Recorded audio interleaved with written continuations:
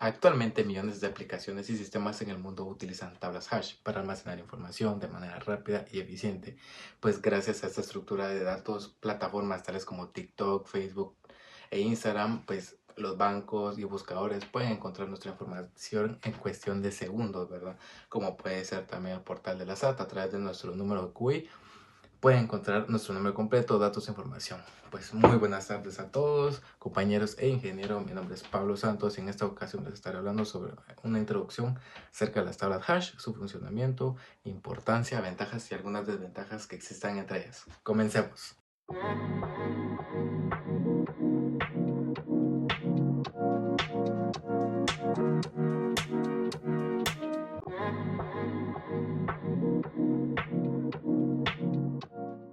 Las tablas hash son una estructura de datos utilizada en programación para almacenar información de manera rápida y eficiente, tal como se los comentaba anteriormente. Su principal ventaja es que permiten buscar, insertar y eliminar datos en muy poco tiempo, ¿verdad? Pues en milisegundos. Son ampliamente utilizados en sistemas informáticos, bases de datos, buscadores y aplicaciones modernas, ¿verdad? Como son TikTok, debido a su rapidez para manejar grandes cantidades de información, ¿verdad? Entonces a continuación les explicaré sobre qué es una tabla hash. Ok, una tabla hash pues básicamente es una estructura que almacena datos utilizando una palabra clave y una posición dentro de este arreglo, ¿verdad? De programación. Pues básicamente funciona como una especie de casillero inteligente donde cada dato se guarda automáticamente en una posición ya calculada, ¿verdad? Mediante pues una función llamada hash. Ahora se preguntarán qué utiliza la tabla hash para encontrar esta información. La tabla hash utiliza una clave pues para encontrar dicha información, pues el cual esta clave básicamente tiene pues un registro único para cada información, ¿verdad? Un ejemplo puede ser el número de DPI, también puede ser el carnet universitario, el carnet laboral, ¿verdad? Pues ya que gracias a este único código es posible encontrar la información de esta persona o objeto, lo que queramos localizar, ¿verdad? Pues esta información básicamente es de suma importancia, ¿verdad? Ya que en la actualidad sin estas tablas hash no se puede encontrar información o almacenarla de manera rápida. Pues un ejemplo puede ser al momento en que alguien realiza algún trámite a través de algún banco, ¿verdad? Entonces inicialmente le piden a uno la identificación del DPI, ¿verdad? Porque gracias a esta información, gracias a esta clave que va a ser el número de PUI, que es el DPI, pues es posible que encuentren todos los registros, todas las transacciones que hemos realizado en este banco. A continuación les platicaré acerca del almacenamiento. ¿Cómo funciona? Pues básicamente es un proceso en donde se recibe una clave pues, y la función hash calcula en una posición. Ahora se preguntarán ¿qué es una función hash? Pues básicamente es una fórmula matemática que convierte una clave en una posición dentro de la tabla. Pues, ¿y qué tiene como objetivo? Su objetivo es indicar en qué espacio debe guardarse este dato, ¿verdad? Era lo que les comentaba. Pues almacenar almacenar el código, nuestra clave, que en este caso sería nuestro número de PI, pues ubicarlo directamente en nuestra tabla, ¿verdad? Que sería en el sistema en donde está ubicado exactamente, ¿verdad? Acá viene lo del casillero inteligente, ¿verdad? Que básicamente se va guardando la información de manera exacta en un lugar pues indicado donde debería de estar. Ok, entonces les pongo un ejemplo. Tenemos el número de carnet de Juanito, que es el 7690-23-25691. Ok, es el nombre Juanito Pérez. ¿Y en qué posición se encuentra? En el número 1. Ok. Gracias a las tablas hash, pues millones de empresas y páginas web funcionan, ¿verdad? Ok, y ustedes dirán, ¿cómo es que funciona? Pues gracias a la clave, que en este caso, pongamos un ejemplo, Juanito nuevamente. Juanito pues tiene un código de empleado único, el cual a él se le asigna un espacio dentro del parqueo, pongámosle. Entonces Juanito con su código pues 2020, pues él puede ponerse en el estacionamiento número 30. Entonces de esta manera es que funcionan las tablas hash, ¿verdad? Pues gracias a que pues por medio de este único código, que en este caso sería la clave, pues es posible encontrarnos dentro del sistema en cuestión de milisegundos, ¿verdad? Lo que ayuda a muchas compañías a que los procesos sean más rápidos. Sin embargo, pues existe una desventaja de esto, ya que si si la optimización está, pues no soporta mucha información, ¿qué va a suceder? Que la información se va a procesar de manera más lenta. Posiblemente nosotros deseemos, qué persona está registrada con este número de código, pues va a tardar un poquito más. Esto ya llevará un poco más de segundos, ya que el sistema no está soportando toda esta información. Por eso es muy importante que pues las funciones hash estén bien desarrolladas dentro del sistema que nosotros vayamos a manejar, pues en lo que más nos favorezca. Y pues básicamente esto sería lo que es una pequeña introducción acerca de las tablas hash, ¿verdad? Ya les platiqué acerca de las funciones, de las posiciones y del almacenamiento. Pues a continuación mis compañeros les estarán platicando más a fondo sobre qué trata cada una de ellas. Gracias. Un saludo a todos, les habla Marvin Batres y en esta sección de video vamos a hablar sobre la posición o indexado de almacenamiento de registros dentro de una tabla hash. Para saber el almacenamiento de datos dentro de una tabla hash, primero tenemos que conocer qué son las funciones hash, que es un algoritmo matemático que permite generar una identificación llamada clave hash o firma hash, que es una sucesión de valores alfanuméricos asignados a datos determinados, o en simples palabras, una identificación a registros de información. Este método da entrada a valores y los transforma en una cadena de caracteres que van a tener un tamaño fijo de su asignación, o en otras palabras, es un código de identificación conformado por letras y números que serán asignados a un registro o dato de información determinado. Las aplicaciones que pueden tener las funciones hash son varias, entre las cuales podemos encontrar la seguridad de los datos, ya que lo que hace es que al momento que un usuario ingresa en un sistema informático, tanto su contraseña como correo electrónico o nombre de usuario, la función hash los compara para tener una verificación de los datos, aparte en almacenar sus credenciales reales en caso de que si se filtran en una base de datos. Otra aplicación que pueden tener sería la verificación si tanto archivos como mensajes de texto hayan sido modificados. Lo que hace la función hash es que compara los datos del archivo original con el archivo modificado para ver si hubo alteraciones de la información. Por último, tenemos el almacenamiento de datos, ya que se utiliza la indexado de datos para almacenar los registros o la información dentro de una tabla hash o en programaciones ya sea en lenguajes tanto de JavaScript o Python. Entendido lo que hace la función hash, ahora vamos a hablar cómo es que se implementa dentro de las tablas hash para almacenamiento de los datos. Primero tenemos que entender de que las tablas hash en su estructura necesitan dos puntos claves. Uno que sería la clave, que sería el valor de identificación de nuestro elemento, y el valor, que son los datos de la información que queremos almacenar. Y por otro lado, tenemos lo que es nuestra función hash, que lo que hace es que nos asigna la posición de almacenamiento donde va a ser reservada nuestra información dentro de la estructura de datos. Para hacer el almacenamiento o la indexado de datos por medio de la función hash, podemos hacerlo dentro de dos tipos. Uno sería por el método de división y el otro por el método de multiplicación, o también conocidos como hash división o hash múltiple. Ahora hablaremos sobre hash división. Este método consiste en la indexado de datos por medio de mapeos de modulación de lesión. Para hacerlo utilizamos la siguiente forma, donde el valor de key se está refiriéndose al valor de nuestra clave dividido sobre el valor de cap, que cap es el número elegido para realizar la modulación de decido, que preferiblemente utilizamos un número primo. ¿Pero por qué un número primo? Ya que es utilizado para la ausencia y disminución de factores que permiten asociar las claves dentro de un mismo valor indexado o posición de almacenamiento y mejorando el rendimiento dentro del almacenamiento de la tabla hash.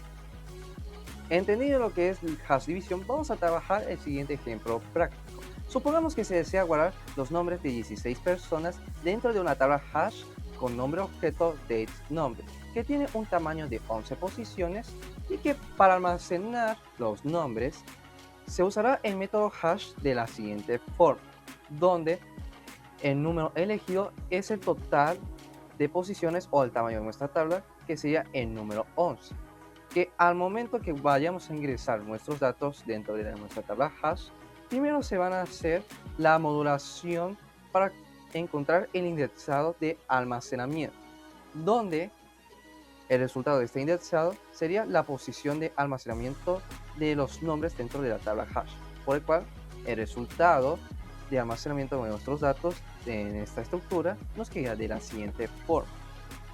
Pero, como podemos observar aquí, los datos fueron almacenados y distribuidos de manera uniforme, provocando lo que son colisiones.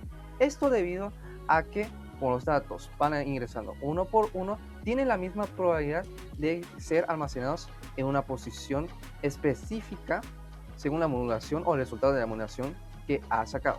Por otra parte, esto nos genera una carga desequilibrada, donde al momento de que ya tenemos ingresado un dato de almacenamiento, ese dato no podemos ingresarle o almacenar otro dato que nos arroje el mismo resultado de indexado, provocando una sobrecarga de colisiones.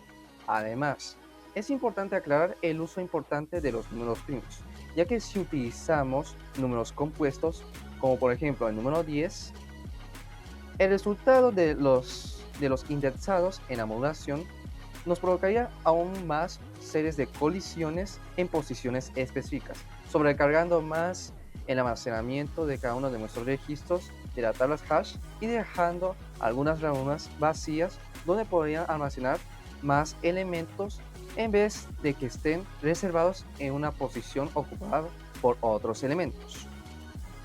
Ahora vamos a hablar acerca de la función hashMulti, que a diferencia del método anterior, este nos permite realizar una distribución uniformemente en almacenamiento de los datos, siendo muy preferible que la función de hash división. Lo importante es que el tamaño de nuestra tabla tiene que ser de un número compuesto para que la distribución sea efectiva. Para hacerlo, utilizamos la siguiente fórmula, en donde primero se calcula el producto entre el valor clave de nuestro registro de información por una constante que está entre 0 y 1, donde cuantos más dígitos podemos tener en esta constante, mayor sería el resultado que nos arrojaría para encontrar el índice, donde ese índice nos será efectivo para resguardar nuestros datos. Para ese índice tenemos que extraer la parte fraccionaria del resultado que hemos hecho entre la constante y la carga. Para extraerlo utilizamos la función float o entero hacia abajo, donde nos permite sacar la parte decimal de un número y esa parte decimal va a ser multiplicada por el tamaño de las filas o el tamaño de nuestra tabla hash, donde ahí ya podemos encontrar la posición de nuestro indexado en el almacenamiento de los datos.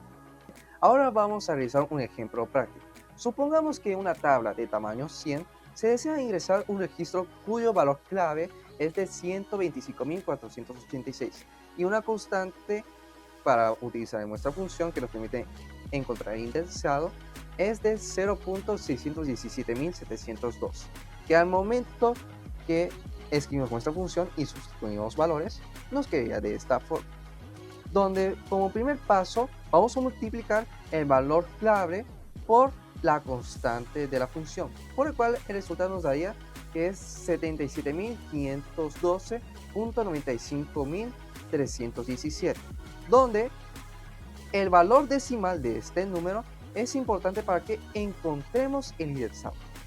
Para sacarlo o para extraer ese residuo, vamos a utilizar la función float o piso hacia abajo, que nos permite sacar el residuo o la parte decimal de este número que tenemos acá, que al momento que vayamos a multiplicar por el tamaño de nuestra tabla, nos quedaría que el resultado es de 95.317, que al redondearlo al entero más cercano, nos daría que el valor de almacenamiento de nuestro registro es en la posición número 95.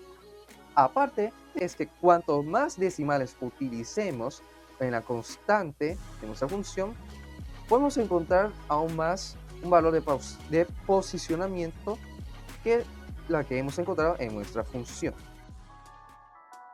Hola, mi nombre es Diego. Yo les vengo a hablar sobre un concepto clave en la programación, las colisiones. Para entenderlas ya conocemos que las tablas hash funcionan como un archivero gigante. Para guardar información usamos una función hash, que es como un traductor. Tú le ingresas un dato, un nombre por ejemplo, y él te dice en qué cajón guardarlo. Una colisión ocurre cuando dos elementos, después de haber pasado por esta función hash, quieren entrar al mismo cajón. Por ejemplo, existe el cajón 5 con un dato ingresado. El sistema después quiere volver a ingresar un dato en ese mismo cajón 5. Es un conflicto entre dos elementos, peleándose por un lugar en la memoria de la computadora. Muchas personas pensarán que es error del programador, pero en realidad es algo inevitable. Existe algo llamado el principio del palomar. Imaginémonos que tenemos 10 palomas y 9 nidos. Por pura lógica, en algún nido van a tener que entrar 2 palomas a la fuerza. En programación sucede algo similar. Existe un universo enorme de datos posibles. Nombres, números de identidad, archivos. Pero la memoria de nuestra computadora es finita. Tiene un límite. Por más que nuestras funciones hash sean muy inteligentes, tarde o temprano van a terminar dos elementos chocando. Es una ley de la realidad digital. Ahora, ¿cuál es el problema de que esto pase? El problema es la lentitud. Nosotros usamos tablas hash porque son las más rápidas del mundo. Buscar un dato nos lleva un tiempo constante, lo que en programación también se le conoce como tiempo constante. Es como si supieras exactamente en qué página de un libro está lo que buscas. Si hay colisiones y no las manejamos bien, la computadora se confunde. En lugar de ir a buscar directamente a un cajón, este lo que hará es directamente buscar entre todos los datos existentes, entre todos los cajones, lo que vuelve una búsqueda instantánea en una búsqueda lentísima. A esto se le llama como tiempo lineal. Por ejemplo, haces una búsqueda de un usuario en una aplicación y esta se traba o es lentísima, es muy probable que esta tenga un problema de colisiones acumuladas. Como ya sabemos que van a suceder, los programadores debemos aplicar dos soluciones principales. La primera es el encadenamiento. Es muy fácil de entender. Acá, si el sistema quiere ingresar un dato a un cajón y este está ocupado, podemos crear una fila dentro del cajón. Así los datos que vayan chocando con el cajón pueden ir haciendo una fila uno detrás del otro. La segunda solución es el direccionamiento abierto. Acá, si el sistema quiere ingresar un dato a un cajón y este está ocupado, el sistema le dice: no te preocupes, puedes seguir saltando de cajón hasta encontrar un espacio libre. Ambas técnicas nos permiten que la información no se pierda, por lo que el programa puede seguir funcionando de manera correcta a pesar de los choques. ¿Por qué debemos aprender sobre esto? Hoy en día manejamos una cantidad masiva de datos, desde el sistema de inicio de sesión de una red social hasta la base de datos de un banco. Todo depende de la rapidez. Si no sabemos manejar las colisiones, nuestros sistemas serían ineficientes y colapsarían con pocos usuarios. Entender las colisiones nos permite escribir código profesional y elegir las mejores herramientas para que nuestras aplicaciones sean escalables y rápidas. Es importante recordar que una colisión no es un error, es un reto que todo buen programador debe saber gestionar. Hola, ¿qué tal? Mi nombre es Kevin y en este video les voy a explicar qué son las colisiones dentro de las tablas hash y los principales métodos que utilizamos para manejarlos, ¿verdad? En primer lugar vamos a recordar que es una tabla hash, así sencillo, rápidamente, y transforma datos en posiciones dentro de un arreglo. Y una colisión ocurre cuando dos datos diferentes generan el mismo índice, es decir, que quieren ocupar el mismo espacio en la tabla, y esto genera un inconveniente. Por ejemplo, si el número 15 y el número 25 terminan en la misma posición 5, ocurre una colisión, ¿sí? ¿Cómo se soluciona? Para resolver estas colisiones existen dos formas principales, ¿sí?